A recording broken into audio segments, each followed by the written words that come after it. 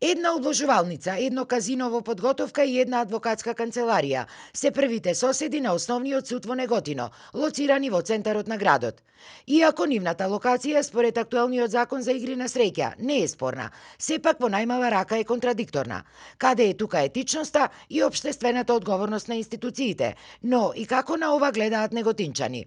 Мислам дека не е во ред. Иако не сум од Неготино, сум од Кавадарци, меѓутоа не би било исправно да се отвара казино одма до судот. Кој сака да во суд, тие чода, кој сака во казино чода. До судот ја мислам дека не е во ред. Дека не е правилно. Али понастрана од градов или у центарот нека одат, до судот не. Законов каде е правдата, каде е не знам, значи вакво нешто да не се доживее друг пат.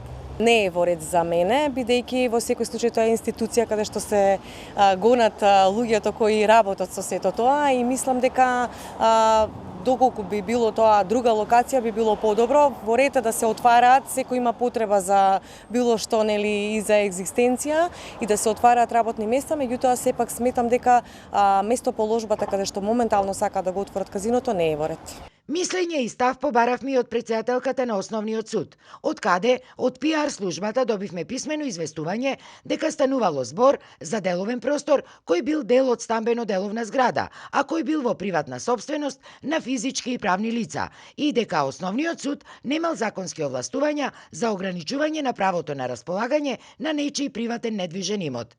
Токму овде, во непосредна близина на Основниот суд во Неготино, во фаза на подготовка е пуштањето во употреба на едно казино.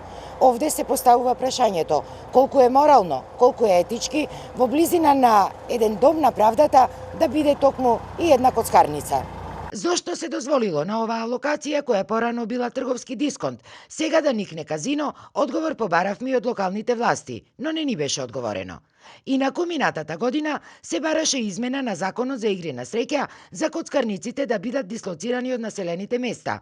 Но тогашниот министер за финансии, Драган Тевдовски, тоа барање го оцени како многу радикално, па сега коцкарници и обложувалници можат да се видат дури и во непосредна близина на училиштата и градинките.